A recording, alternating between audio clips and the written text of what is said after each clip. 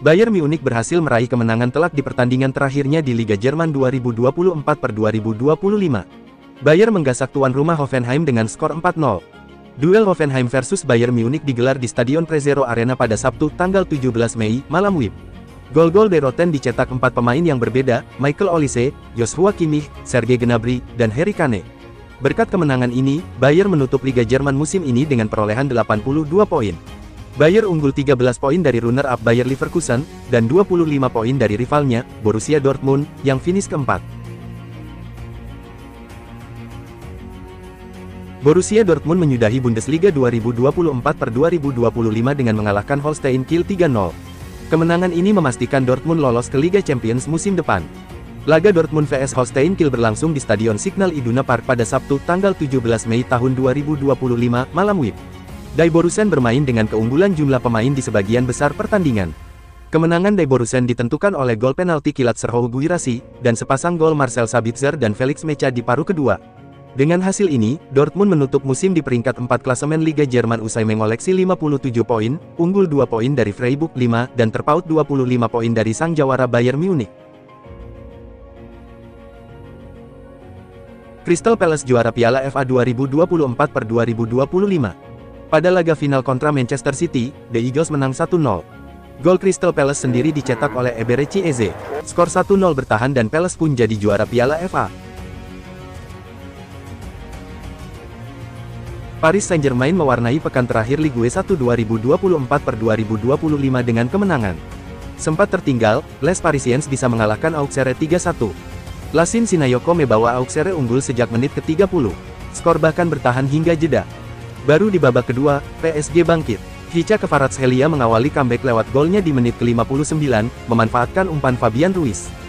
Marquinhos kemudian membawa Paris Saint-Germain berbalik unggul di menit ke-67. Gol ketiga PSG akhirnya datang di menit ke-88. Kvaratskhelia memastikan kemenangan tuan rumah menjadi 3-1 sampai laga tuntas. Hasil ini membuat Paris Saint-Germain menutup kompetisi Ligue 1 2024/2025 dengan raihan 84 poin dari 34 laga dan menjadi juara. Sementara Auxerre finish di posisi 11 dengan 42 poin. Bomber Bayern Munich Harry Kane masih jadi yang tertajam. Kane kembali merebut top skor Liga Jerman 2024/2025 setelah membukukan 26 gol. Penyerang top Inggris itu meraih Torjäger Kanone untuk kedua kalinya beruntun usai mengemas 36 gol di 2023/2024. Meski produktivitasnya menurun, musim ini toh berlangsung lebih manis bagi Kane.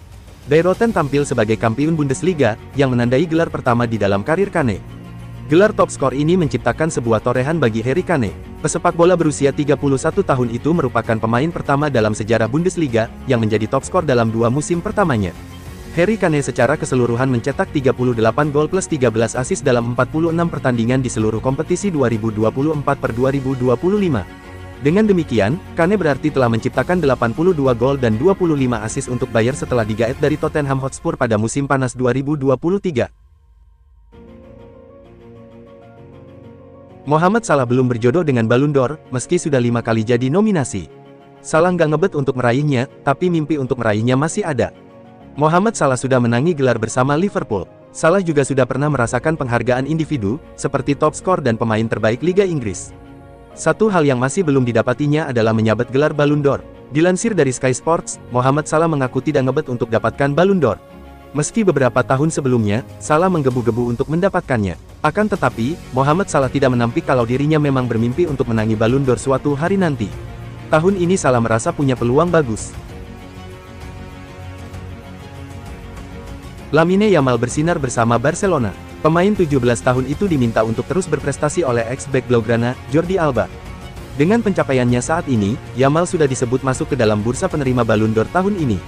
Jordi Alba menyebutnya pantas ada dalam daftar peraih Ballon d'Or 2025. Dia melakoni debutnya bersama kami di Barcelona, saya kira dia berusia 15 tahun, melawan Betis kalau saya benar mengingatnya. Dia sudah tampak seperti pemain berbeda. Memang benar bahwa dia sudah berbeda secara fisik dalam 2 tahun terakhir.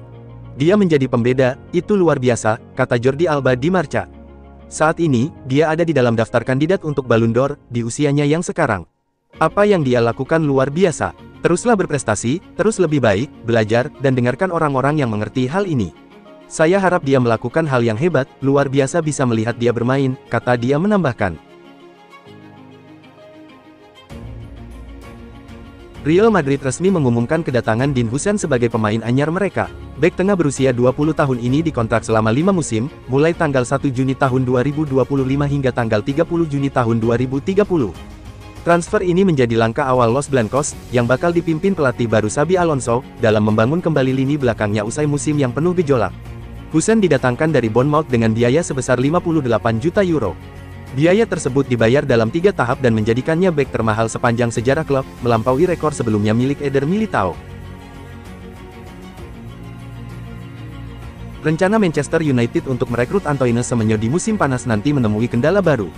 Bournemouth selaku pemilik sang winger menaikkan harga jualnya di musim panas nanti.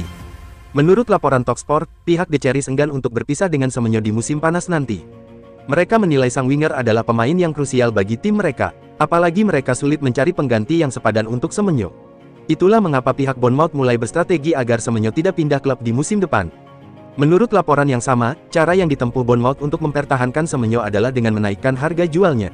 Semenyo awalnya diperkirakan memiliki mahar transfer sekitar 50 juta pounds. Namun The Cherries menaikkan harganya 40% lebih mahal menjadi 70 juta pounds. MU diyakini bakal berpikir 2 kali sebelum menebus harga itu, karena budget transfer mereka terbatas di musim panas nanti. Asa Francisco Conceicao untuk bermain lebih lama untuk Juventus bakal kandas. Sang winger akan dipulangkan Juventus ke Porto di musim panas nanti. Pada tahun 2024 kemarin, Juventus mengontak FC Porto. Mereka meminjam Conceicao dari klub Portugal itu selama 1 musim. Dalam kesepakatan tersebut, Juventus memasukkan klausul pembelian permanen. Klausul itu bisa diaktifkan di akhir musim 2024/2025. Fabrizio Romano melaporkan bahwa Juventus tidak akan mengaktifkan klausul tersebut. Mereka memilih untuk memulangkan sang winger. Manajer Chelsea, Enzo Maresca membeberkan rencana transfernya di musim panas nanti. Ia memastikan bahwa Chelsea akan mendatangkan striker baru. Menjawab pertanyaan tersebut, Maresca mengaku tidak bisa berasumsi terlalu banyak. Ia hanya menyebut bahwa Jackson menunjukkan perkembangan yang cukup oke belakangan ini. Lebih lanjut, Maresca menyebut bahwa di musim depan Jackson tidak akan sendirian di lini serang Chelsea. Ia menjanjikan akan merekrut striker baru untuk menjadi pesaing Jackson di musim depan.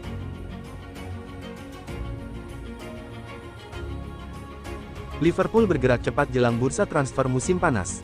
Fabrizio Romano mengabarkan bahwa The Reds sudah mencapai kesepakatan untuk merekrut Jeremy Frimpong dari Bayer Leverkusen. Sang bek kanan akan segera menjalani tes medis sebelum menandatangani kontrak berdurasi 5 tahun. Frimpong bukan bek kanan biasa. Di Leverkusen, dia menjelma menjadi mesin serangan dari sisi kanan.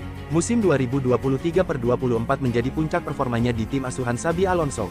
Bersama Leverkusen, Frimpong sukses menjuarai Bundesliga untuk pertama kalinya dalam sejarah klub. Liverpool tak sekadar mencari bek, mereka mencari pengganti karakter. Trent dikenal bukan hanya sebagai bek kanan, tapi juga kreator serangan. Pada diri Frimpong, The Reds seolah mendapatkan versi baru dari peran tersebut dengan gaya eksplosif yang lebih menukik. Meski gaya bermain keduanya berbeda, Frimpong bisa membawa dimensi baru bagi lini belakang Liverpool. Dia lebih agresif dalam menggiring bola dan punya naluri menyerang yang tinggi. Sesuatu yang mungkin akan memberi warna berbeda. Kini, dengan biaya transfer sebesar 35 juta euro yang sudah dibayarkan, Liverpool tinggal menunggu tes medis untuk meresmikan Frimpong. Jika semuanya lancar, Anfield akan kedatangan pemain muda yang sudah kenyang pengalaman dan haus gelar. Kepindahan Frimpong diumumkan oleh Romano dengan ciri khasnya, "Here we go." Kata-kata itu kini jadi alarm kebahagiaan bagi para Kopites. Sebab, ini bukan sekadar transfer, tapi juga simbol bahwa era baru Liverpool tengah disiapkan. Bagi Frimpong sendiri, ini adalah panggung baru setelah menjajal sepak bola Skotlandia dan Jerman. Di usia 24 tahun, dia datang ke Premier League dengan reputasi mentereng dan ekspektasi tinggi. Tentu tantangan di Inggris berbeda, tapi Frimpong sudah punya fondasi kuat untuk menjawabnya. Kebangkitan Everton di bawah asuhan David Moyes tampak semakin nyata. Meskipun hasil pertandingan masih naik turun, perubahan permainan dan mentalitas tim terlihat jelas sejak kepergian Sean Dyche pada Januari lalu. Kini, The Toffees tampil lebih kohesif di lini depan dan tetap kokoh dalam pertahanan. Everton kini dikabarkan mengalihkan perhatian ke penyerang muda milik Brighton dan Hove Albion, Evan Ferguson. Pemain asal Republik Irlandia itu saat ini sedang menjalani masa peminjaman yang cukup sulit di West Ham United. Saat dipinjamkan pada Januari lalu, Ferguson disebut memiliki banderol sekitar 40 juta pound. Namun, performa kurang mengesankan selama di London Timur bisa menurunkan nilainya di pasar transfer. Pelatih timnas Indonesia, Patrick Kluivert, memberikan sinyal kuat telah kembali ke tanah air. Kluivert dijadwalkan memimpin langsung pemusatan latihan TC menjelang 2 laga krusial di putaran ketiga kualifikasi Piala Dunia 2026 zona Asia. Langkah Kluivert kembali ke Indonesia menandai dimulainya fase akhir persiapan timnas Indonesia jelang 2 pertandingan penting menghadapi China dan Jepang di putaran ketiga grup C kualifikasi Piala Dunia 2026 zona Asia. Menurut rencana, pemusatan latihan akan dimulai pada tanggal 26 Mei tahun 2025 dan akan berlangsung di Bali. TC tersebut akan menjadi momen evaluasi performa serta pematangan strategi menjelang 2 laga penentu nasib timnas Indonesia di fase grup. Ada update menarik seputar rencana Manchester United untuk membeli kiper baru di musim panas nanti. Setan Merah kini dilaporkan tidak memprioritaskan belanja kiper baru. Menurut laporan Manchester Evening News, internal Manchester United masih menaruh kepercayaan penuh pada Onana. Mereka menilai bahwa ada perkembangan yang positif dalam performa sang kiper. Onana kerap membuat penyelamatan penting meski sesekali ia juga membuat blunder. Bahkan Ruben Amorim percaya bahwa musim depan Onana bakal semakin lebih baik karena ia sudah lebih terbiasa dengan sistem permainannya.